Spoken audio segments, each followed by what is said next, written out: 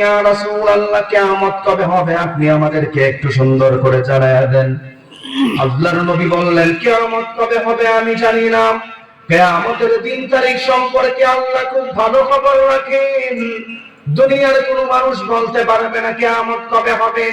ও সাহাবায়ে কেরাম, কিয়ামতের আগে সমাজের মধ্যে 15টি খারাপ অভ্যাস বেড়ে যাবে। যখন সমাজের মধ্যে 15টি খারাপ অভ্যাস বেড়ে যাবে, আল্লাহ তাআলা বলেন 15টি খারাপ অভ্যাস যখন দুনিয়ার মধ্যে বেড়ে যাবে, আল্লাহর নবী বললেন ভূমিকম্প বেড়ে যাবে। মানুষদের চেহারাকে আল্লাহ তাআলা বিকৃত করে দিবেন, খসফান আও মাসখান, চেহারা বিকৃত হয়ে যাবে। আল্লাহর নবী বললেন যখন উম্মতের মধ্যে 15টি খারাপ অভ্যাস বেড়ে যাবে, ফালিয়ারতাকিবুহু ইনদা যালিকা রিহান হামারা, আল্লাহর নবী বললেন আল্লাহ তাআলা দুনিয়ার মধ্যে অগ্নিবায়ু চালু করে দিবেন। অগ্নিবায়ু চালু করার মাধ্যমে জাতিকে ধ্বংস করে দিবেন। ওয়া রাহমাতুল্লাহি ওয়া বারাকাতুহু।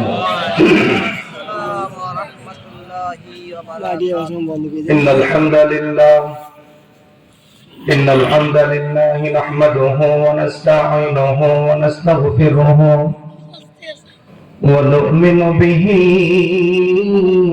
ওয়া নাতাওয়াক্কালু আলাইহি ونعوذ بالله من شرور أنفسنا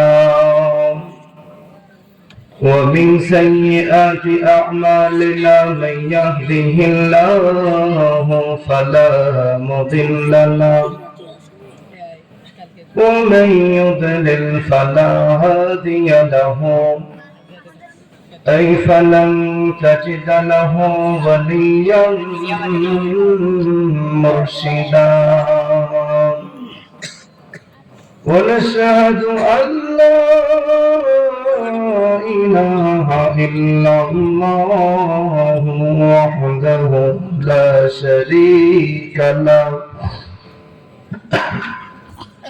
والذي لا ضد له ولا ند له، لا مثل له ولا مثيل له ولا كفيل له،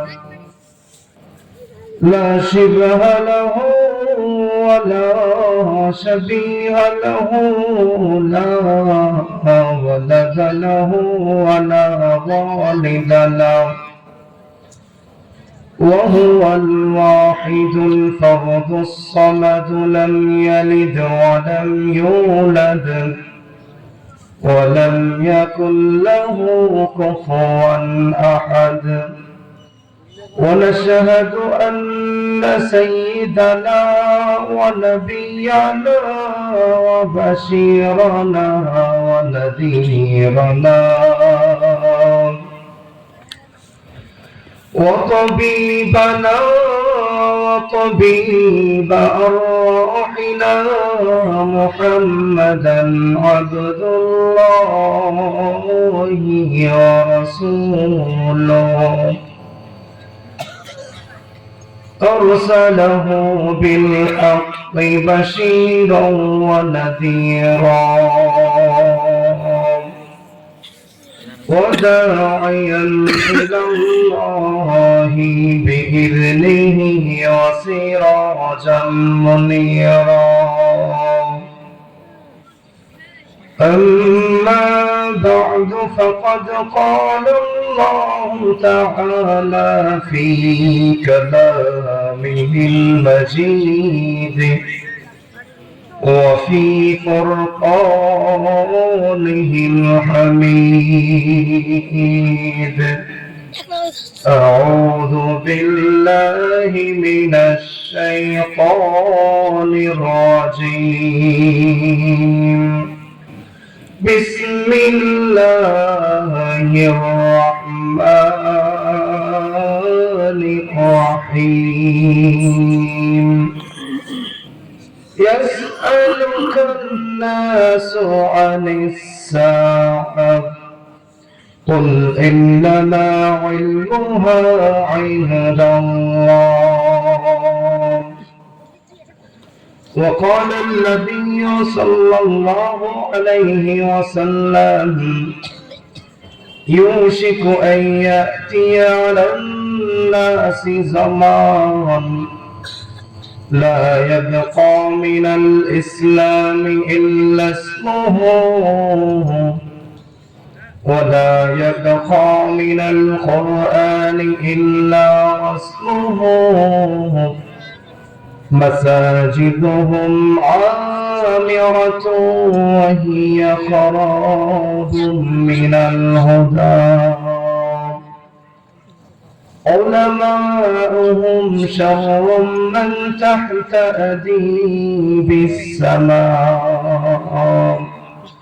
أو كما قال عليه الصلاة والسلام সবাই দুরূদ ইব্রাহিম পড়ে اللهم صل على محمد وعلى آل محمد كما صليت على إبراهيم وعلى آل إبراهيم إنك حميد مجيد اللهم بارك على محمد وعلى آل محمد كما باركت على إبراهيم وعلى آل إبراهيم إنك حميد مجيد ربي زدني علما ربي زدني علما رب اشرح لي صدري ويسر لي أمري واحلل عقدة من لساني يفقهوا قولي ألا يمر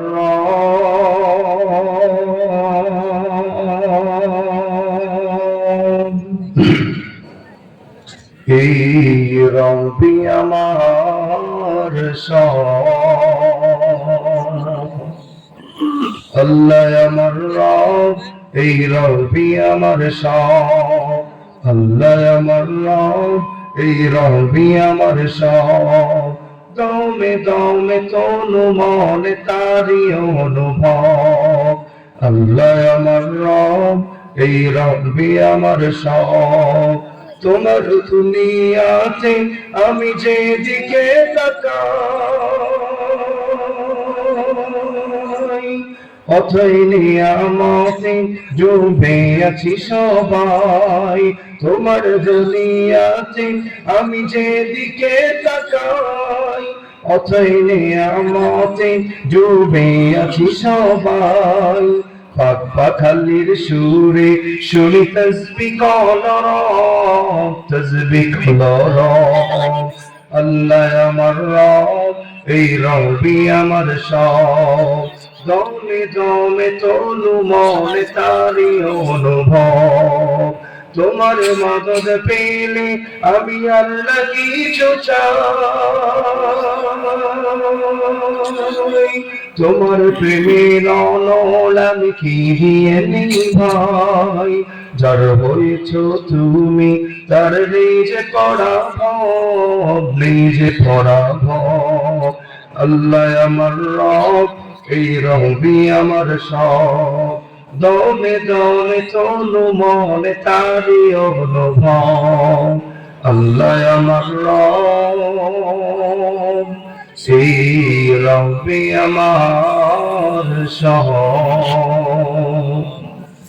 আলহামদুলিল্লাহ ঐতিহ্যবাহী রংপুর আলোর দিশারি যুব ফাউন্ডেশন উত্তর ঘাটগাড়ি মাস্টারপাড়া বাইতুন্নুর জামে মসজিদ এর যৌথ উদ্যোগে দ্বিতীয় বার্ষিকী তাফসীরুল কোরআন মাহফিলের সম্মানিত সভাপতি সাহেব পীরজাদা মাওলানা শাহ মোহাম্মদ ফজলে রাব্বি উপস্থিত আছেন আল্লাহর দিন প্রিয় কোরআন প্রিয় ইসলাম প্রিয় যুবক ভাইরা পর্দার অন্তরালের মা ও বোনেরা আল্লাহু রাব্বুল আলামিন আমাদের যাদেরকে সমস্ত ফিতনা ফাসাদ থেকে বাছাই করে এই তাফসীরুল কোরআন মাহফিলে বসার সুযোগ দিয়েছেন এজন্য আমরা সবাই কণ্ঠটাকে উজাড় করে শুকরিয়া গান বলি আলহামদুলিল্লাহ আলহামদুলিল্লাহ আরো জোরে বলি আলহামদুলিল্লাহ আমার আগে আলোচনা হয়েছে ধারাবাহিকভাবে আমার মুসাদ্দিক ভাই খুব সুন্দর আলোচনা করেছেন আমি অসুস্থ মানুষ। আপনারা যারা অনলাইনে জানেন, আমাকে পরিচিত অনলাইনে, আপনারা জানেন কিছুদিন আগে ডাকাতের কবলে পড়ে গাড়ি ভেঙ্গে টাকা পয়সা সব নিয়ে গিয়েছিল, মারধর করে ছড়ে। তো গলাতে অনেক প্রেসার পড়েছে, যে কারণে গলা রিকভার হতে খুব সময় নিচ্ছে। তো এরই মধ্যখানে আমি আপনাদের সামনে উপস্থিত হয়েছি, কোরআনুল কারীমের ৬,২৩৬টা আয়াত থেকে একটি আয়াত তেলাওয়াত করেছি। রাসূল সাল্লাল্লাহু আলাইহি ওয়াসাল্লামের হাদিস মুবারক থেকে একটি হাদিস পাঠ করেছি। আয়াত এবং হাদিসকে সামনে রেখে through the lens of Sunnah and কিয়ামা এর আলোকে কিছু কথা বলে বিদায় নিব ইনশাআল্লাহ। আমরা যারা এখানে বসতে পেরেছি, মন থেকে সবাই বলেন তো আমরা সবাই খুশি না বেজার? আরো জোরে বলেন। ফিতনার সময় আল্লাহ তাআলা মানুষদেরকে এখনো পর্যন্ত বাজারে ঘোরাফেরা করতেছেন, ঠিক কি না বলেন? অনেক মানুষ আছে এখনো পর্যন্ত শীতের রাত লেপ নিয়ে শুয়ে আছে, তাফসীর প্রোগ্রামে যাওয়ার দরকার নাই। আবার আমাদের সমাজের একটা ট্র্যাডিশন হচ্ছে, এখানে যদি গায়ক গায়িকা নায়ক নায়িকা আসতো, হাজার হাজার মানুষ এখানে উপস্থিত থাকতো, ঠিক কি না বলেন? তাহলে বোঝা গেল মানুষ এখন দিন দিন দিনের পর থেকে ছুটে যাচ্ছে। মানুষ দিন দিন এখন দিনের পর থেকে ছুটে যাচ্ছে। আমরা যারা এখানে বসতে পেরেছি, আমরা এই মুহূর্তে সবাই আল্লাহর পরিবারে পরিগণিত হয়ে গেছি। সুবহানাল্লাহ। রাসূল সাল্লাল্লাহু আলাইহি ওয়াসাল্লাম বলেন, ইন্না লিল্লাহি আহলিনা মিনান নাস। সাহাবায়ে কেরাম নিশ্চয় দুনিয়াতে আল্লাহর পরিবার আছে। এক সাহাবী প্রশ্ন করেছিল, মান হুম ইয়া রাসূলুল্লাহ, আল্লাহর পরিবার কারা? আল্লাহর তো কোনো ওয়াইফ নেই, সন্তান নেই, পরিবার নাই, আল্লাহর পরিবার কারা? আসলেও তো দুনিয়াতে আল্লাহর কোনো শরীক নাই, ওনার ছেলে নাই, সন্তান নাই, স্ত্রী নাই, আল্লাহর পরিবার কারা?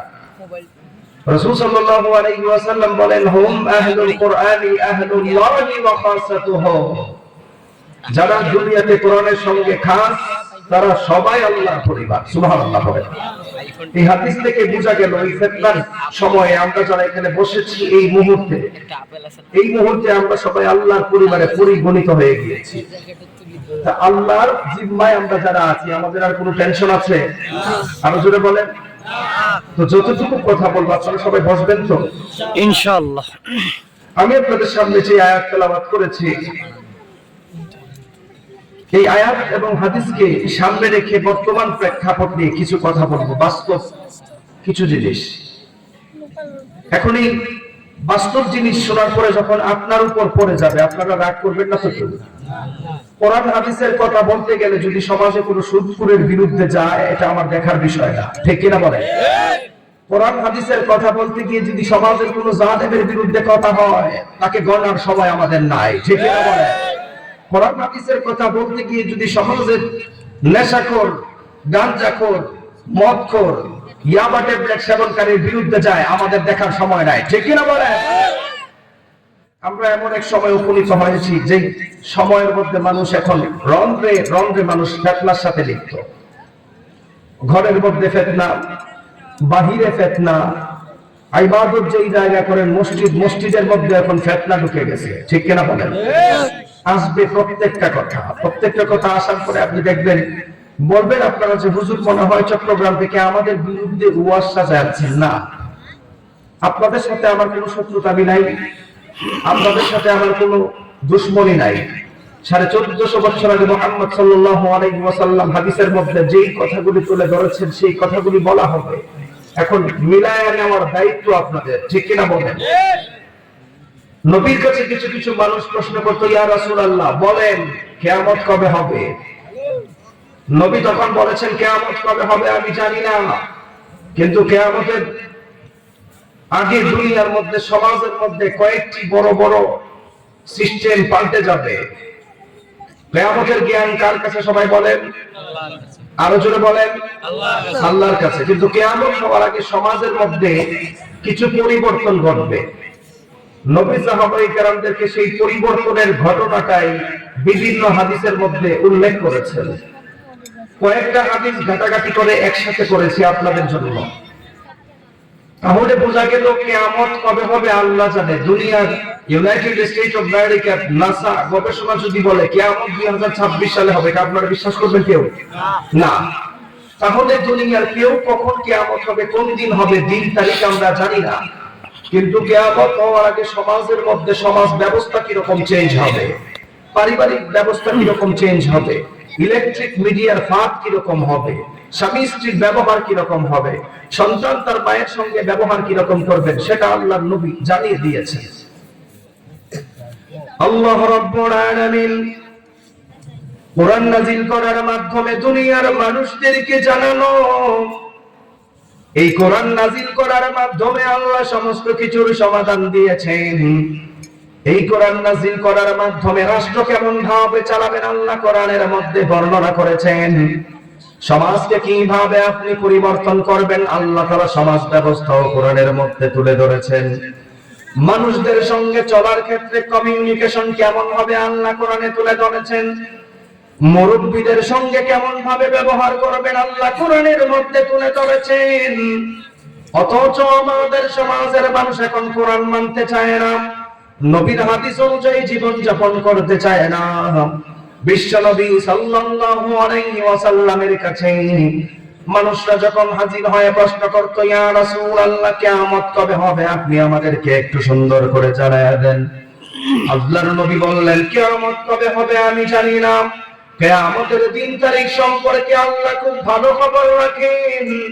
দুনিয়ার কোনো মানুষ বলতে পারবে না কিয়ামত কবে হবে। ও সাহাবায়ে কেরাম, কিয়ামতের আগে সমাজের মধ্যে 15টি খারাপ অভ্যাস বেড়ে যাবে। যখন সমাজের মধ্যে 15টি খারাপ অভ্যাস বেড়ে যাবে, আল্লাহ তাআলা বলেন 15টি খারাপ অভ্যাস যখন দুনিয়ার মধ্যে বেড়ে যাবে, আল্লাহর নবী বললেন ভূমিকম্প বেড়ে যাবে। মানুষদের চেহারাকে আল্লাহ তাআলা বিকৃত করে দিবেন, খসফান আও মাসখান, চেহারা বিকৃত হয়ে যাবে। আল্লাহর নবী বললেন যখন উম্মতের মধ্যে 15টি খারাপ অভ্যাস বেড়ে যাবে, ফালিয়ারতাকিবুহু ইনদা যালিকা রিহান হামারা, আল্লাহর নবী বললেন আল্লাহ তাআলা দুনিয়ার মধ্যে অগ্নিবায়ু চালু করে দিবেন। অগ্নিবায়ু চালু করার মাধ্যমে জাতিকে ধ্বংস করে দিবেন। আপনাদেরকে একটা উদাহরণ দিলে ভালো করে বুঝতে পারবেন। আপনি তো বলবেন, ও হুজুর দুনিয়ার জিন্দেগিতে এখনো পর্যন্ত আমরা অগ্নিবায়ু দেখি নাই। অনেকে বলতে পারে কি পারে না। আপনাদের সবার পরিচিত ইউনাইটেড স্টেটস অফ আমেরিকার বিখ্যাত এক শহর লস অ্যাঞ্জেলেস, গত বছর আল্লাহ তাআলা অগ্নিবায়ু আগুন দিয়ে পুরো স্টেটকে ধ্বংস করে দিয়েছেন। সেখানে গান বাজনা, বলিউড, হলিউড, টলিউড যত গান বাজনা আছে, ফটো ভিডিও আছে, সেখানে বানানো হয়। আল্লাহ তাআলা সেই অঞ্চলকে আগুনে জ্বালায় দিয়েছেন। আচ্ছা বলেন তো দেখি, আমেরিকাতে যে আল্লাহ আগুন দিয়ে জ্বালায় দিতে পারে, বাংলাদেশে জ্বালাইতে পারে না? আমেরিকার আল্লাহ কি আরেকটা? কি বলেন আপনারা?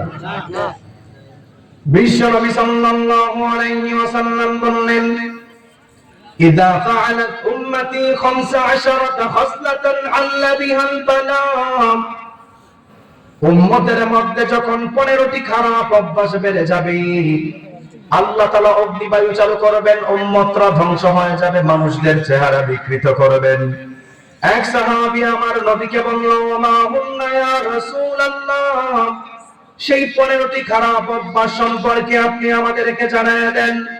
আল্লাহর নবী বললেন, ইদা কানাল মাদনামু তাওয়ালা, এমন একটা জমানার মধ্যে মানুষগুলি উপনীত হয়ে যাবে, যেই জমানার মধ্যে রাষ্ট্রের আইন ব্যবস্থা ধ্বংস হয়ে যাবে। রাষ্ট্রের সম্পদকে রাষ্ট্রের নেতাগুলি বাপ দাদার সম্পদ মনে করবে, এলাকার মানুষদের কথা চিন্তা করবে না, রাষ্ট্রের ধন সম্পদ গুলিকে বাপ দাদার সম্পদ মনে করে বাহিরের দেশে পাচার করবে। আপনি তাকায় দেখেন আমাদের সমাজেও এখন রাষ্ট্রের ধন সম্পদের মাল নাই, গরিব মানুষদের মাল লুণ্ঠন করা হয়। জুড়ে বলেন ঠিক কিনা? বিশ্ব নবী বললেন তখন উম্মত ধ্বংস হয়ে যাবে। আপনি বলবেন, হুজুর আল্লাহ তাআলা কেমন ভাবে দুনিয়ার মধ্যে গজব নাযিল করবেন? রাষ্ট্রের ধন সম্পদের যখন হিসাব নিকাশ থাকবে না, সমাজের বিচার কার্য নিয়ে যখন মানুষগুলি ফাইসলামি শুরু করবে, আল্লাহর নবী বলেন ভূমিকম্প বেশি হবে। আপনি তাকায় দেখেন গত 2 দিন আগে লাগাতার উঠারক কয়েকবার ভূমিকম্প হয়েছে।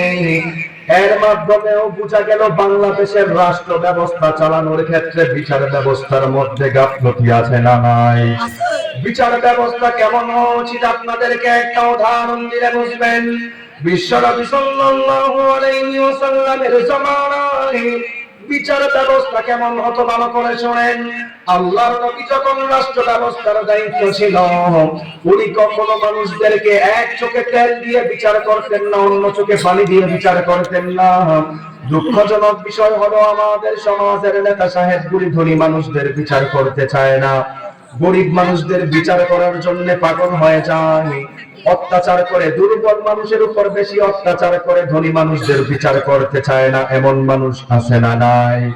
বিশ্বনবী সাল্লাল্লাহু আলাইহি ওয়াসাল্লামের জামানায় আহাম্মাতুহুল মারআতুল মাখজুমিয়াতুল্লাতী সারাকাত, আল্লাহর নবীর জামানায় এইরকম একটা ঘটনা ঘটেছিল। আমার নবীর জামানায় সবচাইতে বড় ফ্যামিলির মহিলা চুরি করেছিল। এলাকার মানুষ চিন্তা করতেছেন উচ্চ ফ্যামিলির মহিলা তো চুরি করেছে, তার জন্য যদি আল্লাহর নবীর কাছে বিচার নিয়ে যাওয়া হয়, তাহলে তো আল্লাহর নবী এমন রাষ্ট্রনায়ক, আল্লাহর নবীর কাছে গেলে উনি চিন্তা করবেন না বড় ছোট ফ্যামিলি, ইসলামের আইন অনুযায়ী হাত কেটে দিবেন। উনি কখনো মানুষদের উপর বেইনসাফি করতেন না। জোরে বলেন ঠিক কিনা?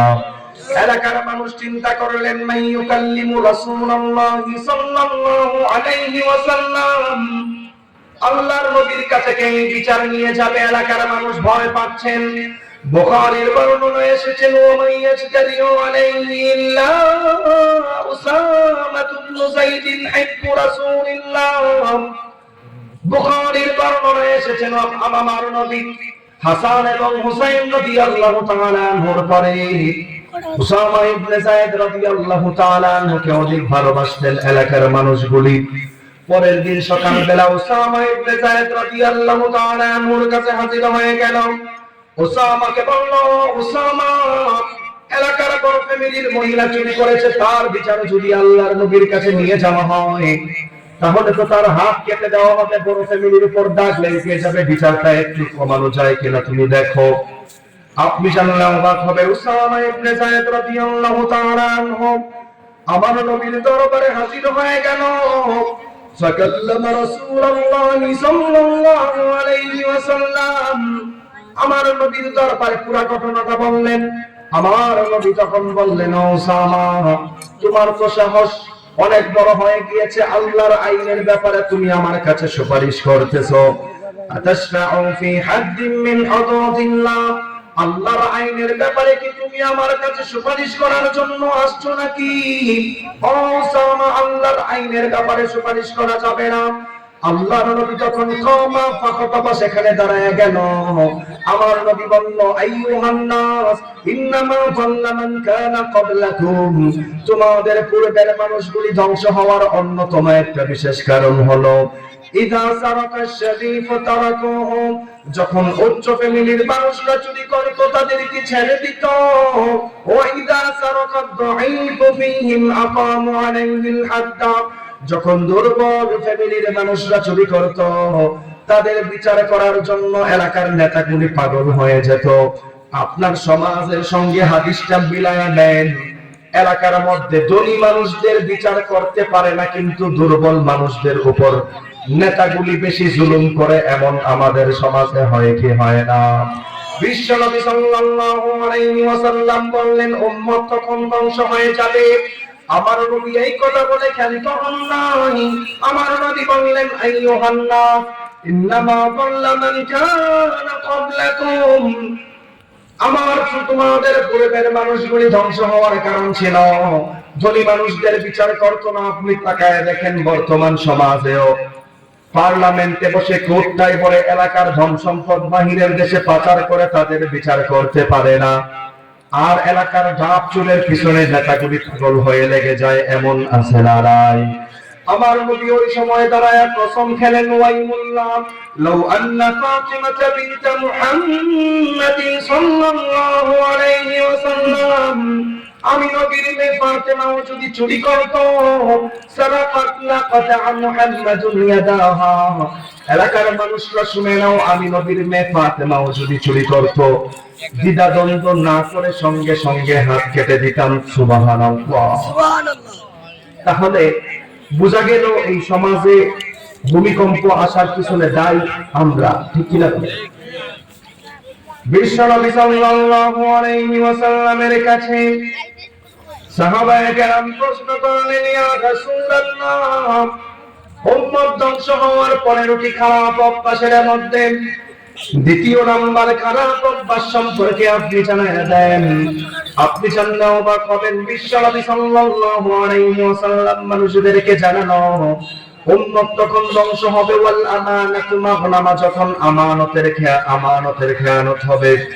আমানতের খেয়ানত হবে। আপনি বলবেন, হুজুর আমানতের খেয়ানত কেমন ভাবে হয়? আমার নবী বললেন, সায়াতি আলান নাসি সানাওয়াতুন খাদ্দাআত, এমন একটা দুঃখাবাদীর জামানায় উম্মতগুলি উপনীত হবে যেই জামানার মধ্যে ইউসাদ্দাকু ফীহাল কাযিব ওয়া ইউকাদ্দাবু ফীহাস সাদিক ওয়া ইউতামানু ফীহাল খাইন ওয়া ইউখাওয়ানু ফীহাল আমিন।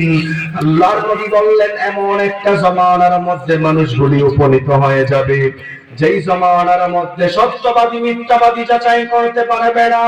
আমানত খেয়ানতদারীকে আমানতদারী বলা হবে, আমানতওয়ালাদেরকে আমানত খেয়ানতদারী বলা হবে। আপনাদেরকে এই হাদিসের আলোকে যদি একটা প্রমাণ দেই, ভালো করে বুঝবেন। বর্তমান জমানায় আমরা টেকনোলজির কাছে হাত পা বাঁধা হয়ে গিয়েছে। সত্য মিথ্যা যাচাই করার ক্ষমতা এখন আমাদের কাছে নাই। আপনাদেরকে একটা উদাহরণ দিলে ভালো করে বুঝতে পারবেন। এই জমানার মধ্যে মানুষদেরকে এখন ব্ল্যাকমেইল করা হয়, নেতা সাহেবদেরকে এখন ব্ল্যাকমেইল করা হয়, ভালো মানুষদেরকে এখন ব্ল্যাকমেইল করা হয়। কেমন ভাবে করা হয়? মিডিয়ার মাধ্যমে। আপনাদেরকে হাদিস দ্বারা উদাহরণ দিলে ভালো করে বুঝবেন। আল্লাহ নবী বলেন, ইউসাদ্দাকু ফীহাল কাযিব, এমন জমানায়, ধোঁকাবাজির জমানায় উপনীত হবে মানুষ, সত্যবাদী মিথ্যাবাদী যাচাই করতে পারবে না। এই জমানার সবচাইতে বড় ফিতনার নাম হচ্ছে এই কথা বলো না। এই জমানার সবচাইতে বড় ফিতনার নাম হচ্ছে এআই, আর্টিফিশিয়াল ইন্টেলিজেন্স। এআই এর মাধ্যমে মানুষদের হুবহু ভিডিও বানায় এখন মানুষদেরকে ব্ল্যাকমেইল করে। আমাদের যুবক ভাইরা এটা ভালো বোঝে, মুরব্বীরা বুঝবেন না। এমনই কিছু টেকনোলজি পাওয়ার তৈরি হয়েছে, এটা দিয়ে হুবহু আপনার মতো ভিডিও বানায় আপনাকে মানি লন্ডারিং, দেশের টাকা পাচারের পিছনে লাগাই দিতে পারবে। এলাকার মানুষ চিন্তা করবেন, আরে অমুক চৌধুরী সাহেবের মানুষ, উনি তো জীবনে সুদ খায় নাই, এর তো সুদপুর বানাই দিচ্ছেন মিডিয়ায়। এরকম সময় আসছে। বিশেষ করে মা বোনেরা, তোমরা টিকটক চালাও, ভালো করে শোনাও। আজকে থেকে 2-3 বছর পরে তোমাদের ছবি দিয়ে পর্ন ভিডিও বানায় প্রতিনিয়ত তোমার মান ইজ্জত নষ্ট করার চেষ্টা করবেন। এই টেকনোলজি এখন বর্তমান দুনিয়াতে আছে। বিশ্বনবী সাল্লাল্লাহু আলাইহি ওয়াসাল্লাম বললেন, উম্মত তখন ধ্বংস হয়ে যাবে, ওয়াল আমানাতু মাগনামা, আমানতের খেয়ানত যখন হবে। আপনাদেরকে একটা হাদিস দিয়ে উদাহরণ দিলে ভালো করে দিলের কান লাগায় শুনেন। আব্দুল্লাহ ইবনে ওমর রাদিয়াল্লাহু তাআলা আনহু একদিন মরুভূমির সফর করতেছেন। হঠাৎ করে উনি বিশ্রামের জন্য বসে গেলেন। বিশ্রাম করতেছেন, হঠাৎ করে তাকায় দেখলো দূরে একজন রাখালকে দেখা যায়, তার সঙ্গে অনেক ছাগল মেষ। আব্দুল্লাহ ইবনে ওমর রাদিয়াল্লাহু তাআলা আনহু রাখালকে ডাক দিলেন, তুমি আমার সঙ্গে দস্তরখানায় বসে যাও। তুমি তো রাখাল মানুষ, তুমি তো ভালো মন্দ খাবার খেতে পারবে না। আপনি জানলে অবাক হবেন, আব্দুল্লাহ ইবনে ওমর রাদিয়াল্লাহু তাআলা আনহুকে মরুভূমির রাখাল তখন জবাব দিয়েছিল, হায় রে, আমি তো দুনিয়ার মধ্যে আমি এখন আসছি, আমি তো রোজা রেখেছি, আমি এখন আপনার সঙ্গে খাবার খেতে পারবো না। আব্দুল্লাহ ইবনে ওমর রাদিয়াল্লাহু তাআলা আনহু একটু অবাক হলেন, চিন্তা করলেন, মরুভূমির গরমের কারণে আমরা নিজেরাও তো ঠিক থাকতে পারি না, এই মরুভূমির মধ্যে তুমি রোজা রেখেছো, এখন তো ফরজ রোজা না, চলো তুমি একটু ভালো খাবার খাবা, আমার সঙ্গে বসে যাও। ওই রাখাল তখন জবাব দিয়েছিল, আমি সেই 0 দিনের জন্য রোজা রাখছি, যেই 0 দিনে আপন মা তার সন্তানকে চিনবে না, আপন বাবা তার সন্তানকে চিনবে না, সন্তান তার বাবাকে অস্বীকার করবে, মা তার সন্তানকে অস্বীকার করবে। আব্দুল্লাহ ইবনে ওমর রাদিয়াল্লাহু তাআলা সঙ্গে সঙ্গে চিন্তা করলেন, রাখালের ভিতরে তো তাকওয়া আছে, আর একটু পরীক্ষা করে দেখি। রাখালকে বলল, রাখাল ভাই একটু শোনো, তোমার সঙ্গে শত শত ছাগল আছে, একটা ছাগল আমার কাছে বিক্রি করে দাও। একটা ছাগল যদি বিক্রি করে দাও অনেক মোটা অঙ্কের টাকা পাবা, কিছু গোশত দিব, আর মালিককে গিয়ে বলিও মরুভূমির মধ্যে বাঘে খেয়ে ফেলেছে। কারণ শত শত ছাগল থেকে যদি একটা ছাগল হারায়াও যায় শরীরে লাগবে না, ঠিক কিনা? ওই রাখাল তখন বললেন, আব্দুল্লাহ ইবনে ওমর দিলের কান লাগায় শুনিলাম, তুমি তো বলেছো আমাকে টাকা দিবা, কোনো সমস্যা নাই। আমি আমার মালিককে যদি বলি একটা ছাগল হারিয়ে গিয়েছে, আমার মালিক কিছু বলবে না। শুনে নাও, যেই মালিক আমার কাছে আমানত দিয়েছেন, আমি তো তোমার কাছে বিক্রি করতে পারবো, আমানতের খেয়ানত করব, কিন্তু আল্লাহ তো আমাদের পুরো ঘটনা দেখতেছেন। হাসরের ময়দানে যদি আমানত খেয়ানতকারী হিসাবে আল্লাহ উঠায়, সব আমল বাতিল হয়ে যাবে। তাহলে বোঝা গেল আমানতের খেয়ানত হবে, তখন মানুষ ধ্বংস হয়ে যাবে। বিশ্ব নবীকে বললেন, ইয়া রাসূলুল্লাহ ওয়া মা হুন্না ইয়া রাসূলুল্লাহ, উম্মত ধ্বংস হওয়ার তৃতীয় নাম্বার অন্যতম আলামত সম্পর্কে আপনি আমাদেরকে জানায়া দেন। আল্লাহর নবী বললেন, শেষ জামানার উম্মতরা ধ্বংস হওয়ার তৃতীয় নাম্বার অন্যতম আমল, অন্যতম কারণ হলো ওয়াজ যাকাতু মাগরামা। উম্মতের মধ্যে কিছু উম্মত থাকবে যাকাত কি জরিমানা মনে করবে। আপনি বলবেন, ও হুজুর, যাকাতকে কিভাবে আবার মানুষ জরিমানা মনে করে? যাকাত তো দেওয়ার জিনিস, যাকাতকে কিভাবে আবার জরিমানা মনে করে? আপনিও তাকায় দেখবেন, আপনার এলাকার চৌধুরী সাহেবের কাছে যদি 10 লাখ টাকা যাকাত ফরজ হয়, 5 লাখ টাকার যাকাত দেয়, 5 লাখ টাকা ব্যাংকে নিজের নামে লিখে নেয়, এমন মানুষ আছে না নাই? আছে। যাকাতকে জরিমানা মনে করলে আপনার চেহারা বিকৃত হবে। কিভাবে? এলাকার অধিকাংশ উচ্চ শিক্ষিত মানুষ, ধনী মানুষ, যাদের যাকাত খরচ হয়, 5 লাখ টাকা যাকাত আসার পরে 3 লাখ টাকা যাকাত দেয়, 7 লাখ টাকা ব্যাংকে সেভ করে, এরকম মানুষ আছে না নাই? আমার কথা বুঝতেছেন না আপনারা? আছে না নাই? মনে রাখবেন, এই রকম ভাউতাবাজি যারা করে তারা মুনাফিক হয়ে মারা যাবে, ঠিক কিনা বলেন? আমাদের সমাজের অধিকাংশ মানুষের ট্র্যাডিশন হচ্ছে যাকাত কিভাবে দেয়? 5000 শাড়ি কিনে মাইকিং করে অমুক এলাকার চৌধুরী সাহেবের বাড়িতে অমুক তারিখে যাকাত দেওয়া হবে। যাদের যাকাত দেওয়া প্রয়োজন লাইন ধরে যাকাত দিবেন, এইরকম কুলাঙ্গার সমাজে আছে না নাই? বিশ্ব নবী বললেন, যাকাতকে জরিমানা মনে করা হবে। আপনাদের যাদের যাকাত ফরজ হয়েছে, তিলের কান লাগায় শুনে নেন। যাকাত ফরজ হওয়ার পরে 5 লক্ষ টাকা যদি যাকাত ফরজ হয়, তাহলে আপনি 3 লক্ষ টাকার যাকাত দিলেন, 2 লক্ষ টাকা ব্যাংকে সেভ করলেন, মুনাফিক হবেন। সবাই একটু কষ্ট করে আমার সাথে 2টা হাত তুলে একটু জোরে বলেন, একটু হাত তুলেন। আমরা কি কেউ কখনো নবীকে দেখছি নাকি? আরো জোরে বলেন। কেউ কোনোদিন নবীর সাথে ভাত খাইছি? নবীর সঙ্গে কেউ যুদ্ধে গেছি? নবীর সঙ্গে হাঁটা চলাফেরা করছি? নবীর পিছনে নামাজ পড়ছি? তাহলে আমরা তো অনেক দূরে নাকি? হ্যাঁ, নবীর থেকে আমরা অনেক দূরে। নবীর পিছনে নামাজ পড়তো সাহাবা, নবীর পিছনে ভাত খেত, খানা খেত, নবীর পিছনে যুদ্ধ করত, নবীর পিছনে মসজিদের নববীতে নামাজ পড়তো। সুবহানাল্লাহ। আপনি নবীকে দেখেন নাই, 5 লক্ষ টাকা যাকাত হওয়ার পরে 3 লক্ষ টাকা ব্যাংকে রাখেন, আপনি নবীকে দেখেন নাই, কোন সাহসে? নবীর পিছনে নামাজ পড়তেন সাহাবা, এই যাকাত নিয়ে হালকা একটু গরিমসি করার কারণে মুনাফিক হয়ে মারা গেছে। নাউজুবিল্লাহ। বিশ্ব নবী সাল্লাল্লাহু আলাইহি ওয়াসাল্লাম বললেন, যাকাতকে মানুষ যখন জরিমানা মনে করবে, উম্মত তখন ধ্বংস হয়ে যাবে। আমার দুনিয়ার মানুষেরা তো কখনো আপনারা নবীকে দেখেন নাই। আপনি তো নবীর পিছনে খাবার খান নাই, আপনি তো নবীর পিছনে যুদ্ধ করেন নাই। আপনি জানলে অবাক হবেন, বিশ্ব নবী সাল্লাল্লাহু আলাইহি ওয়াসাল্লামের পিছনে নামাজ পড়তো মদিনা শরীফে, আমার নবীর সঙ্গে খাবার খেত। সাহাবায়ে একদিন আমার নবীর দরবারে হাজির হয়ে গেল। আমার নবীকে বলল, ইয়া রাসূলুল্লাহ, আপনি আমার জন্য দোয়া করেন, আল্লাহ তাআলা যেন আমাকে ধন সম্পদ বাড়ায়া দেয়। আমি আপনার সামনে ওয়াদা করলাম, আল্লাহ তাআলা যদি আমাকে ধন সম্পদ বাড়ায়া দেয় তাহলে আমি যাকাত দিব। আপনি তাকায় দেখবেন, আপনাদের সমাজেও এমন কিছু মানুষ রয়েছে, কিছু ধন সম্পদ হওয়ার আগে আল্লাহকে অনুসরণ করে, আল্লাহকে মনে করে, ধন সম্পদ হওয়ার পরে আল্লাহকে ভুলে যায়, এরকম মানুষ সমাজের মধ্যে আছে না নাই? অথচ আল্লাহ রাব্বুল আলামিন কোরআনুল কারীমের সূরাতুল বাকারা এর 155 নম্বর আয়াতে জানানো ওয়ালা নাবলুওয়ান্নাকুম বিশাইইম মিনাল খাউফি ওয়াল জু'i ওয়া নাকসিম মিনাল আমওয়ালি ওয়াল আনফুসি ওয়াত তামারাত وبشر الصابرين আল্লাহ রাব্বুল আলামিন এই আয়াতের মধ্যে দুনিয়ার মানুষদেরকে জানিয়ে দিল ধন সম্পদ দিয়ে আল্লাহ তাআলা মানুষদেরকে পরীক্ষা করে, সন্তান দিয়ে আল্লাহ তাআলা দুনিয়াতে মানুষদেরকে পরীক্ষা করে, খোদা দিয়ে আল্লাহ মানুষদেরকে পরীক্ষা করে। সাহাবা আল্লাহর নবীর দরবারে হাজির হয়ে আমার নবীকে বলল, ইয়া রাসূলুল্লাহ, আমি তো প্রত্যেকদিন আপনার পিছনে নামাজ পড়ি, দয়া করে আপনি আমার জন্য একটু দোয়া করেন, আল্লাহ তাআলা যদি আমাকে ধন সম্পদ দান করেন। আমার নবী বললেন, ও সাহাবা, তোমার জন্য আমি দোয়া করতে পারবো না। কারণ হলো আমি নবী দুনিয়ার মধ্যে ধন সম্পদ দেওয়ার জন্য আসি নাই, আমি নবীকে আল্লাহ দুনিয়ার মধ্যে পাঠাইছেন। তাই গেল দ্বিতীয় দিন আল্লাহর নবীর দরবারে হাজির হয়ে গেল। আমার নবীকে বলল, ইয়া রাসূলুল্লাহ, দয়া করে আপনি আমার জন্য দোয়া করেন।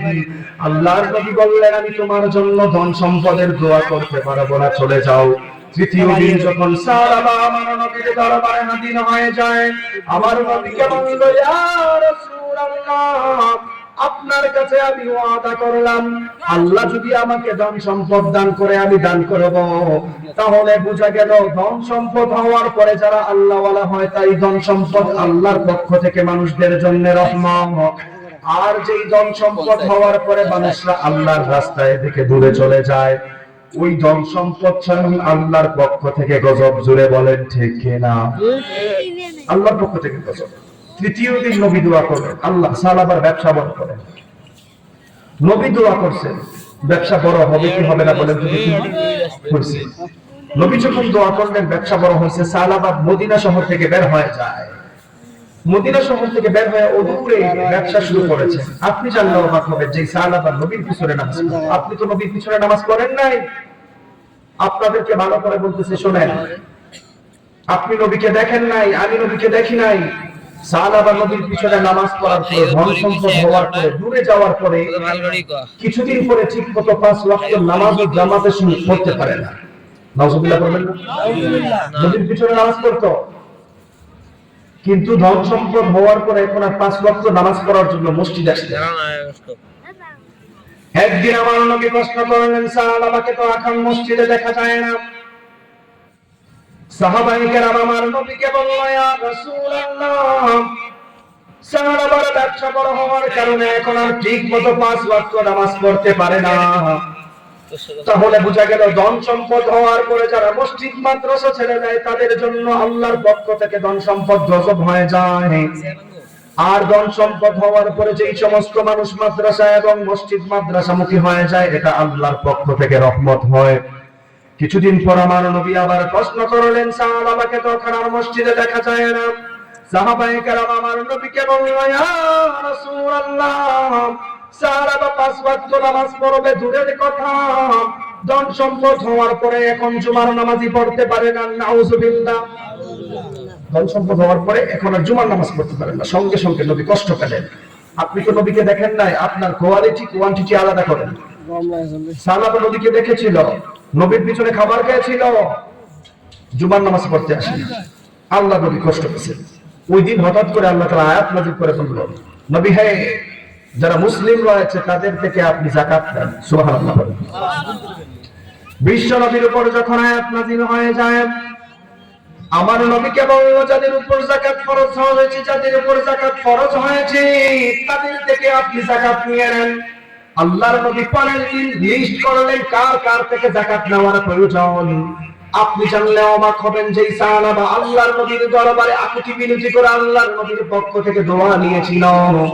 আপনি জানলে অবাক হবেন বিশ্ব নবী সাল্লাল্লাহু আলাইহি ওয়াসাল্লাম যখন যাকাতের লিস্ট করলেন, এই যাকাতের লিস্ট করার পরে সাহাবার নামটাও তাদের মধ্যে ঢুকে গিয়েছিল। আমার নবীর সাহাবায়ে কেরাম যখন সাহাবার পক্ষে সাহাবার কাছে হাজির হয়ে গেল, সাহাবার কাছে হাজির হয়ে আমার নবী সালাম দিয়ে বললেন, ও সাহাবা, তোমার উপর যাকাত ফরজ হয়েছে, তুমি একটু যাকাত দিতে হবে। আপনি জানলে অবাক হবেন, সাহাবা তখন সাহাবায়ে কেরামদেরকে বলেছিলেন, দিলের কান লাগায় শুনে নেন, এলাকার মধ্যে যেই সমস্ত মানুষদের 5 লক্ষ টাকা যাকাত ফরজ হওয়ার পরে 3 লক্ষ টাকার যাকাত দেন, 2 লক্ষ টাকা নিজের নামে ব্যাংকে রেখে দেন, মনে রাখবেন মুনাফিক হয়ে যাবেন। সাহাবা তখন চিঠি পড়ার পরে চিন্তা করে বলল, এত টাকা আমার পক্ষে যাকাত দেওয়া সম্ভব না, এটা আমার জন্য জরিমানা হয়ে গিয়েছে। নাউজুবিল্লাহ। বিশ্বনবী বললেন, ওয়াযাকাতু মাগরামা, যাকাত যখন জরিমানা মনে করা হবে, ফালিয়ারতাকিবুহু ইনদা যালিকা রিহান হামরা, আল্লাহ তাআলা সমাজের মধ্যে অগ্নিবায়ু চালু করবেন। এলাকার মানুষরা যখন আমার নবীকে বলল, ইয়া রাসূলুল্লাহ, সালাবার কাছে যখন যাকাতের কথা বললাম, সালাবা বলছেন যাকাত নাকি তার কাছে জরিমানা মনে হয়। আল্লাহর নবী সঙ্গে সঙ্গে কষ্ট পেয়ে গেল। এমন সময় আল্লাহ তাআলা আয়াত নাযিল করলেন, ওগো আল্লাহর নবী, এমন কিছু মানুষকে আপনি দুনিয়ার মধ্যে দেখতে পাবেন, যেই সমস্ত মানুষরা ধন সম্পদ হওয়ার কাছে, একজন সম্পদ হওয়ার আগে আল্লাহর কাছে আকুতি বিনতি করে ধন সম্পদ হওয়ার পরে আল্লাহকে ভুলে যায়। এই সমস্ত মুনাফিক থেকে আপনি কখনো যাকাত নেবেন না। আয়াত যখন নাযিল হয়ে গেল, সাহাবারা আত্মীয় আমার নবীর দরবারে ছিল। আমার নবীর দরবারে যখন আয়াত নাযিল হয়ে গেল, সাহাবারা আত্মীয় রাতের বেলা কোনা দৌড়ায় সাহাবার কাছে চলে গেল, হায় রে নাফরমান, যেই নবীর দুয়ার কারণে ধন সম্পদ বড় হয়ে গিয়েছে, সেই নবীর যাকাত তুমি এখন দিতে চাও না, তোমার বিরুদ্ধে আয়াত নাযিল হয়েছে, দয়া করে নবীর কাছে যাও, তাড়াতাড়ি মাফ চাও। আচ্ছা সবাই একটু আমার সঙ্গে জুড়ে বলেন, যার ব্যাপারে আয়াত নাযিল হয়েছে তার যাকাত কি আর কোনো নেওয়া হবে নাকি? নাও হবে না। পরের দিন সকালবেলা সাহাবা ধন সম্পদ নিয়ে নবীর দরবারে হাজির, মসজিদে নববীর সামনে। মসজিদে নববীর সামনে যখন নবীর সামনে হাজির, নবী সালাম ফিরানোর পর চিন্তা করতেছেন, আমি তো কোনো যুদ্ধের ডাক দেই নাই, তাহলে এত পশু পাখি কিভাবে আসবে? সাহাবায়ে কেরামদের একটা আদত ছিল, কোন কাফেরদের বিরুদ্ধে যদি মুসলিমদের যুদ্ধ ডাকতো, মুসলিমরা যুদ্ধ ডাকতো, তাহলে যারা যারা যেতে না পারতো তারা তাদেরকে পশু পাখি পশু দিত বা খাবারের জন্য কিছু কিছু হাদিয়া দিত। বিশ্ব নবী সালাম ফিরানোর পরে চিন্তা করলেন, আমি তো এখন কাফেরদের বিরুদ্ধে যুদ্ধের ডাক দেই নাই, তাহলে এত পশু নিয়ে কে এখানে হাজির হয়ে গেল? আল্লাহর নবী বের হয়ে তাকালেন, সাহাবা যাকাতের মাল সম্পদ নিয়ে হাজির। সাহাবা তখন আমার নবীকে বলল, ইয়া রাসূলুল্লাহ, দয়া করে আপনি আমার যাকাত নেন। আপনি জানলে অবাক হবেন, আল্লাহর নবী বললেন, ও সাহাবা, তোমার যাকাত এখন আর নেওয়া হবে না, নেওয়া যাবে না। ও এলাকার যুবক ভাইরা, মুরব্বি চাচারা, ভালো করে শুনেন, 5 লক্ষ টাকা যাকাত খরচ হওয়ার পরে যারা 3 লক্ষ টাকার যাকাত দেন, 2 লক্ষ টাকা নিজের পকেটে ঢুকায় নেন। ভালো করে শুনেন, সাহাবা বিশ্ব নবীর জমানায় যাকাত দিতে পারে নাই।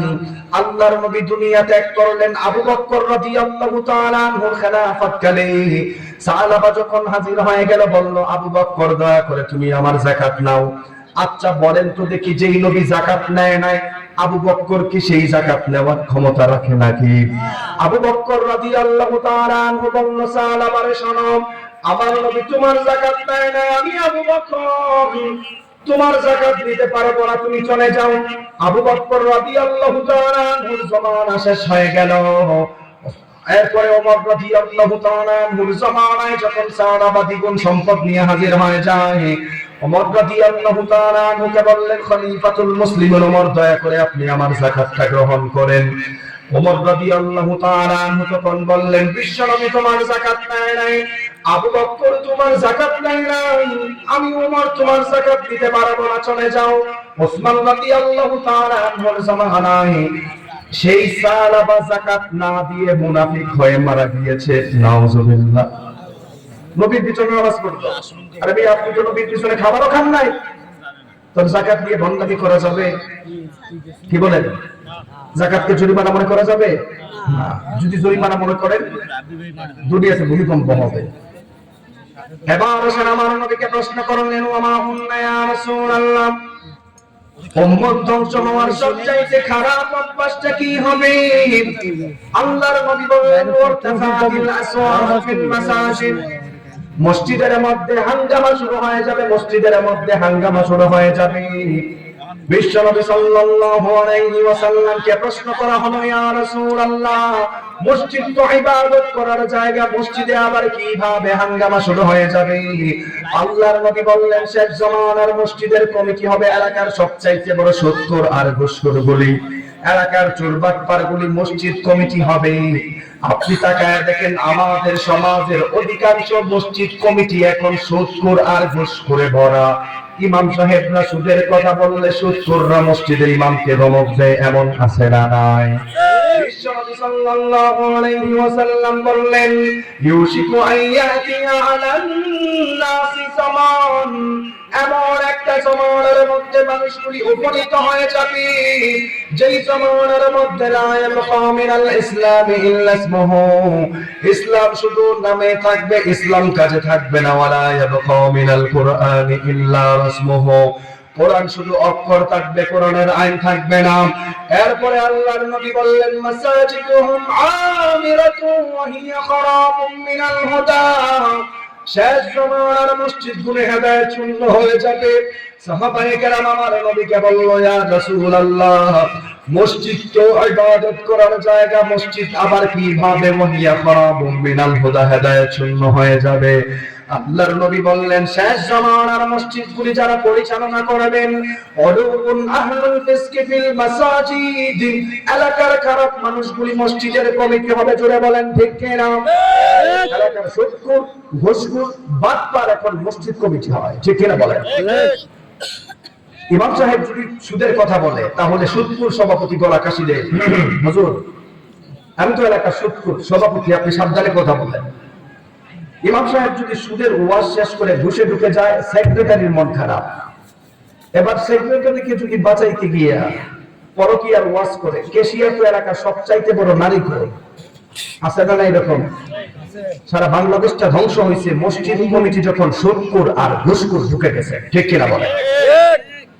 বিশ্বনবী সাল্লাল্লাহু আলাইহি ওয়াসাল্লাম বললেন, ওয়ারতাফাতিল আসওয়াতু ফিল মাসাজিদ, মসজিদের মধ্যে হাঙ্গামা শুরু হয়ে যাবে। মসজিদ কমিটি কেমন হবে? আল্লাহ কোরআনের মধ্যে মানুষদেরকে জানানো, আপনাদের নিজের খারাপ খাসিয়তের কারণে 10 লাখ টাকা কেউ দান করলে তাকে জাস্টিফাই না করে মসজিদের সভাপতি বানান। এর জন্য মনে রাখবেন, এলাকাবাসীকেও হাসরের ময়দানে জবাব দিতে হবে।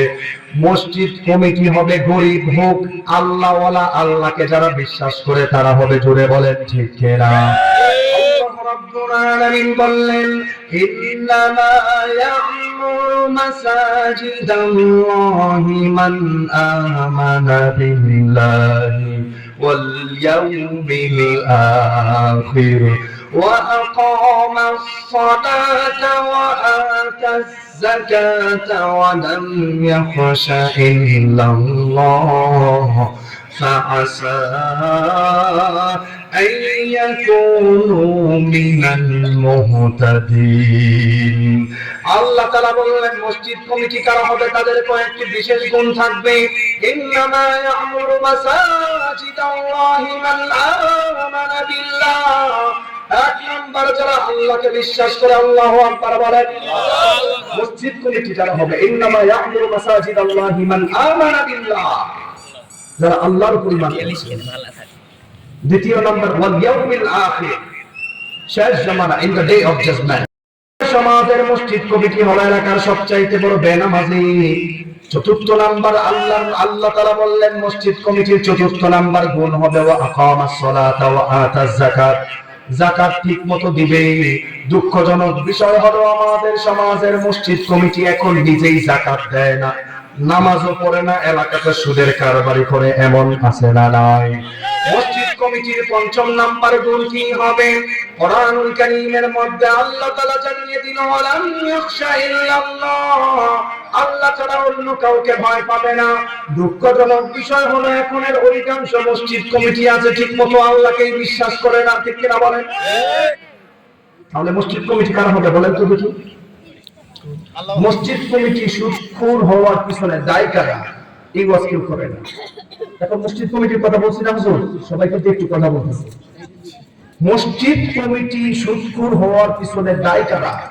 মসজিদ কমিটি সুদখোর হওয়ার পিছনে দায়ী হচ্ছে আপনারা যারা বসে আছেন তারা।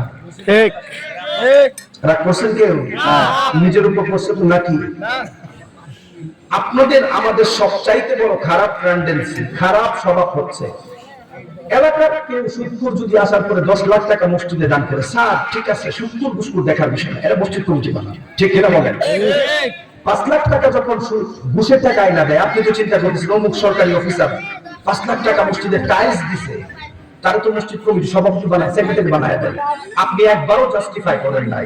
এলাকার নেতা সাহেবরা মনে রাখবেন, যারা এলাকা কন্ট্রোল করেন, মসজিদ কমিটি আপনারা থাকা অবস্থায় সুদখোর ঘুষখোর যদি হয়, হাসরের ময়দানে পার পাওয়ার কোনো চান্স থাকবে না, ঠিক না? 5 লাখ টাকা আইনা দিছে, টাইলসের টাকা দিছে অমুক ফ্যামিলির মানুষ, আর দেখার দরকার নাই এটা কি হারাম টাকা না হালাল টাকা, জাস্টিফাই করে না, মসজিদের সভাপতি সেক্রেটারি বানায়, তাহলে দুষ্কার আমাদের। তাহলে এর জন্য দায়ী কারা? হাসরের ময়দানে জবাব দিবে কি আপনার বাবা? দায়ী দেখে এরপরে বিশ্বনবী সাল্লাল্লাহু আলাইহি ওয়াসাল্লাম কে বললেন, ওয়া মা হুন্না ইয়া রাসূলুল্লাহ, উম্মত ধ্বংস হওয়ার চতুর্থ নাম্বার অন্যতম আলামত কি সম্পর্কে জানায় দেন। আল্লাহর নবী বললেন, ওয়া কানা যাঈমুল কওমি আরজালাহুম, সমাজের মধ্যে যখন নেতাগুলি নিকৃষ্ট মানুষগুলি নেতা হবে, আপনি তাকায় দেখবেন বাংলাদেশের বিভিন্ন অঞ্চলের মধ্যে যারা এলাকাকে লিড করতে চায়, নিজের ভিতরে নেতার গুণ নাই, মানুষদের বিচার করার জন্য পাগল হয়, তার ঘরে নিজেই পরকিয়া করে, এমন নেতা সমাজে আছে না নাই? এই সমস্ত নেতা যখন সমাজের মধ্যে মানুষদেরকে রাহবারি করবে, এলাকা ধ্বংস হয়ে যাবে। এরপরে সাহাবায়ে কেরাম বললেন, ইয়া রাসূলুল্লাহ, উম্মত ধ্বংস হওয়ার অন্যতম আলামত কি? আল্লাহর নবী বললেন, ওয়া উকরিমার রাজুলু মাখাফাতা শাররিহি, এলাকার মধ্যে দুষ্ট প্রকৃতির লোক থাকবে, যাদের অনিষ্টর হয় তাদেরকে সম্মান করতে হয়। আপনি তাকায় দেখবেন এলাকাতে এরকম প্রভাবশালী মানুষ আছে, যাদেরকে দেখলে সালাম না দিলে পরবর্তীতে ঘরে নিয়ে তাদেরকে অত্যাচার করে, এরকম দুষ্ট লোক আছে না নাই? মানে এরকম অনেক লোক আছে এলাকাতে হাঁটাহাঁটি করে, নিজের পাওয়ার আছে, in terms of name and fame কখনো সফলতার মানদণ্ড হয় না। In terms of wealth and money, টাকা পয়সার মালিক হলে আপনি সফলতা অর্জন করতে পারেন নাই। ইন টার্মস অফ পাওয়ার, রাজনৈতিক ক্ষমতা আছে বিদায় আপনাকে সালাম দেয় নাই, ঘরে নিয়ে মানুষকে অত্যাচার করলেন, তোমার মতো জালেম এই দুনিয়াতে নাই, ঠিক না বাবা? উম্মত তখন ধ্বংস হয়ে যাবে। এবার যুবকরা শোনো, উম্মত ধ্বংস হওয়ার পিছনে যুবকদের অনেক হাত থাকবে। আল্লাহর নবী বললেন, ওয়া আতাআ রাজুলু ওয়া যাওজাতাহু ওয়া আqa উম্মাহু, শেষ জামানার উম্মতরা তারা তাদের ওয়াইফের কথা শোনার পর মা বাবার সঙ্গে খারাপ ব্যবহার করবে। আপনি তাকায় দেখবেন যুবকরা এখন বিবাহ করার পরে মা বাবার সঙ্গে একসাথে থাকতে চায় না, মা বাবাকে ধমক দিয়ে বৃদ্ধাশ্রমে পাঠায় দেয়। এইরকম কুলাঙ্গার আমাদের সমাজে আছে না নাই? যেই সমস্ত যুবকরা তোমরা মা বাবাকে খাবার দাও না, যেই সমস্ত যুবকরা তোমরা বৃদ্ধ মা বাবার করে তাদেরকে তোমরা খুশি রাজি করাতে পারো নাই, তাদের উপর তোমরা রহম করতে পারো নাই, ভালো করে শোনো। বিশ্বনবী বললেন, মান আদরাকা আবাওয়াইহি ইনদাল কিবারি আহাদুহুমা আও কিলাহুমা ফালাম ইয়াদখুলিল জান্নাহ, যারা বৃদ্ধ মা বাবা পাওয়ার পরে তাদেরকে রাজি খুশি করাতে পারে নাই, ফালাম ইয়াদখুলিল জান্নাহ, কোশ্চিন কালেও তারা জান্নাতে ঢুকবে না। অনেক যুবকরা আছে মা বাবাকে কষ্ট দেয়, অনেক যুবকরা আছে মাকে ধমক দিয়ে ঘরের মধ্যে বসায় রাখে, বাবা বৃদ্ধ হলে তাদেরকে ধমক মারে। এরকম কুলাঙ্গার সন্তান আছে না নাই? আছে। ওয়া আতাআ রাজুলু ওয়া যাওজাতাহু ওয়া আqa উম্মাহু, যুবকরা তার ওয়াইফের কথা শুনে মা বাবার সঙ্গে খারাপ ব্যবহার করে। এমন এক সময় আপনার উপনীত হয়েছে, আমাদের অধিকাংশ যুবক, ভালো করে শোনো, আমাদের যুবকরা এখন বর্তমানে তারা টেন্ডেন্সিতে পড়ে গিয়েছে অনলাইন থেকে ইনকাম করে তারা ফ্যামিলি চালাবে, মা বাবার সঙ্গে সম্পর্ক রাখার দরকার নাই। এলাকার যুবকরা এখন এটা ভালো করে তারা এটা চালাচ্ছেন, বিবাহ করে মা বাবার বাহিরে গিয়ে, আসলে এরকম মা বাবার বাহিরে গিয়ে বিবাহ করার পরে তারা ফেসবুক পেজ খুলে তারা কাপড় ব্লগ বানায়, ঘরের ভিতরে তার ওয়াইফকে নিয়ে প্রাইভেট সময় কি করছে ভিডিও বানায়, পুরো দেশের মধ্যে ছড়ায় দেয়। তার ওয়াইফ কিভাবে হাসাহাসি করে চলাফেরা করে, কাপড় কিভাবে পরে। যুবকরা কাপড় ব্লক নামে নষ্টামি করতে গিয়ে মা বাবাকে এখন বৃদ্ধাশ্রমে দিয়ে রাখে, ঠিক কিনা বলেন? যে সমস্ত যুবকরা কাপড় ব্লক নামে নষ্টামির সাথে জড়িত, মনে রাখবা তোমাদের কপালে হেদায়েত আসতে কষ্ট হবে। বিশ্বনবী বললেন, মা বাবাকে যারা খাবার দেয় না, মা বাবার সঙ্গে যারা খারাপ ব্যবহার করে, ওই মানুষরা ধ্বংস হয়ে যাবে। আপনি হাজার হাজার টাকা খরচ করে হজ করতে পারেন, হজ যদি নাও কবুল হয়, মনে রাখবেন আপনার মা যদি খুশি হয়ে যায়, স্বয়ং আমার আল্লাহ বান্দার উপর খুশি হয়ে যায়। সুবহানাল্লাহ। একবার আমার নবী সাহাবায়ে কেরামদেরকে বললেন, সাহাবায়ে কেরাম, উম্মতের মধ্যে কোন উম্মত যদি তার বৃদ্ধ মা বাবার দিকে একবার নেক নজরে তাকায়, আল্লাহ একটা কবুল হজের সওয়াব দেন। এক সাহাবী প্রশ্ন করলো, ইয়া রাসূলুল্লাহ, কোন উম্মত যদি বৃদ্ধ মা বাবার দিকে 100 বার প্রতিদিন নেক নজরে তাকায়, তাহলে কয়টা কবুল হজের সওয়াব হবে? আর মিয়া 10 লাখ টাকা খরচ করে হজ করলে হজ কবুল নাও হতে পারে। 10 লাখ টাকা হজ করলেন, যদি আপনি হজটা না কবুল হতে পারে, আপনি জানলে অবাক হবেন, বৃদ্ধ মা বাবার দিকে তাকালে কবুল হজের সওয়াব আল্লাহ তাআলা বান্দার আমলনামায় লিখে দিবে। সুবহানাল্লাহ। 100 বার যদি টাকাও প্রতিদিন 100 বার 100টা কবুল হজের সওয়াব হবে। সুবহানাল্লাহ বলবেন না? তাহলে বোঝা গেল হজ তো আমাদের ঘরেই আছে, কিন্তু দুঃখজনক বিষয় হচ্ছে আমরা আমাদের মা বাবার সঙ্গে প্রতিনিয়ত খারাপ ব্যবহার করি। বিশ্বনবী বললেন, সাহাবায়ে কেরাম শোনো, শেষ জামানার মানুষ ধ্বংস হওয়ার অন্যতম কারণ হচ্ছে ওয়াতুখিজাতিল কায়নাত ওয়াল মাআসি, ওয়াতুখিজাতিল কায়নাত ওয়াল মাআসি। শেষ জামানায় মানুষ বাদ্যযন্ত্র, গান বাজনা নিয়ে বেশি লিপ্ত থাকবে, ঠিক কিনা বলেন? এই হাদিসের অংশটা বর্তমানে এখানে মিলে যায়। আজকে যদি এখানে বাউল সরকার কাউকে আনা হতো, হাজার হাজার মানুষের ঢল পড়তো, ঠিক কিনা বলেন?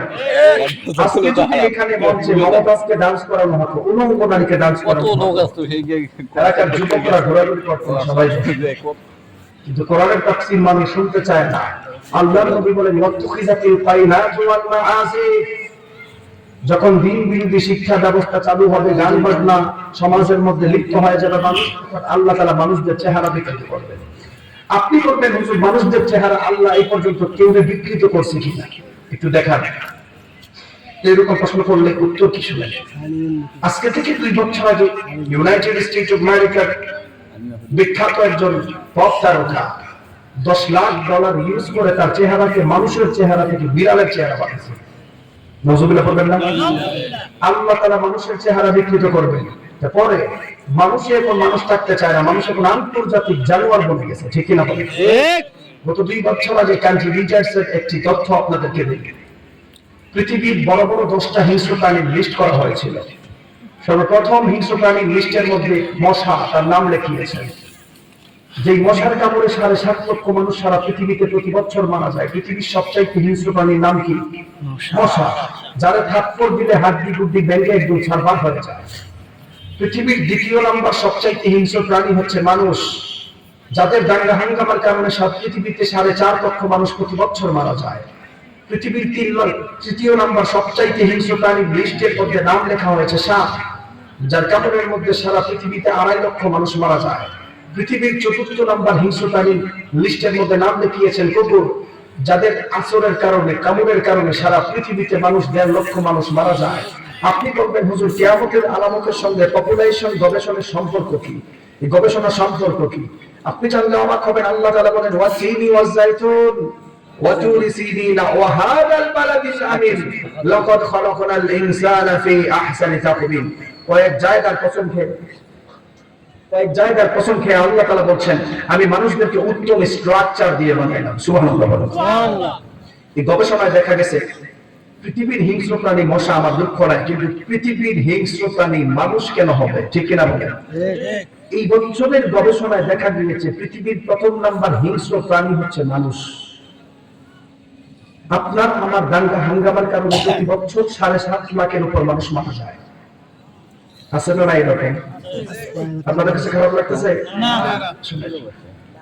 এই প্যান্ডেলে যারা বসে আছেন, আপনাদের জিন্দেগিকে কিভাবে কাজে লাগাবেন? নতুন একটা গবেষণা করা যায়। বাংলাদেশের কোন আলোচক এই কথা বলবেন আপনাদের? অল্পটা ভালো না, খারাপ অবস্থায় আছে। এখন তো কথা বলতে পারতেছি, গতকাল ঠিক মতো কথা বলতে পারি নাই। আপনাদের দোয়া, আল্লাহ রহমত। আমরা সবাই একটা জীবনের হিসাব দিই, সবাই দুইটা হাত তুলে আমরা সবাই একটু জোরে বলি, এবারে যে আমাদের জিন্দেগির হায়াত হচ্ছে 60 বছর। কত বছর? আরো জোরে বলেন। আমরা ধরে নিলাম এভারেজ আমাদের জিন্দেগির বছর কত? 60 বছর। কোন মানুষ দুনিয়া থেকে মৃত্যু পর্যন্ত 60 বছর হায়াত যদি পায়, দুনিয়া থেকে মৃত্যু পর্যন্ত কোনো মানুষ যদি 60 বছর জিন্দেগির মধ্যে প্রত্যেক দিন একটা কাজ কন্টিনিউ 1 ঘন্টা করে, তাহলে তার জিন্দেগি থেকে 2.5 বছর চলে যায়। এই হিসাব অনুযায়ী, আধুনিক মেডিকেল সায়েন্সের দাবি অনুযায়ী, কোন মানুষ সুস্থ থাকতে গেলে দুনিয়া থেকে মৃত্যু পর্যন্ত ন্যূনতম 8 ঘন্টা ঘুমানোর প্রয়োজন। গবেষণা অনুযায়ী কোন মানুষ যদি দুনিয়া থেকে মৃত্যু পর্যন্ত প্রত্যেক দিন 8 ঘন্টা কন্টিনিউ ঘুমায়, 8 ঘন্টা করে, তার জিন্দেগি থেকে 20 বছর ঘুমে চলে গেল। কোন মানুষ তার জীবন জীবিকা চালাতে গেলে ন্যূনতম 6 ঘন্টা কাজের প্রয়োজন। হিসাব অনুযায়ী দুনিয়া থেকে মৃত্যু পর্যন্ত কোন মানুষ যদি প্রত্যেক দিন 6 ঘন্টা করে কাজ করে, তার কাজের জন্য আরো 15 বছর চলে গেল। 20 বছর ঘুমে নাই, 15 বছর কাজে নাই, কত বছর চলে গেল? 35 বছর। কোন মানুষ দুনিয়া থেকে মৃত্যু পর্যন্ত যদি কেউ প্রত্যেক দিন খাবারের নিচে 2 ঘন্টা ব্যয় করে, তাহলে দুনিয়া থেকে মৃত্যু পর্যন্ত 2 ঘন্টা খাবারের নিচে ব্যয় করার কারণে তার জিন্দেগি থেকে আরো 5 বছর নয়, 35 আর 5 হলো 40।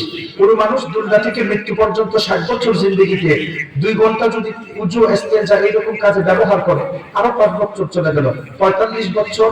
ঘুমের মধ্যে 20 বছর নাই, কাজের মধ্যে 15 বছর নাই, খাবারে 5 বছর নাই, উজু ইস্তেঞ্জায় 5 বছর নাই, 45 বছর নাই, 60 বছর জিন্দেগিতে বাকি আছে মাত্র 15 বছর।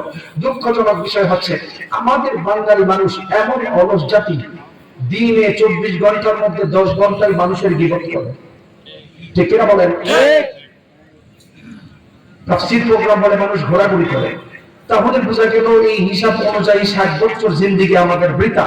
এই 60 বছর জিন্দেগি যদি আপনি কাজে লাগাতে চান, ঘুমকে ইবাদতে পরিণত করতে চান, কাজকে ইবাদতে পরিণত করতে চান, খাবারকে ইবাদতে পরিণত করতে চান, অবশ্যই আল্লাহর কোরআন নবীর আদর্শ মানলেই হবে। ঠিক কিনা বলেন?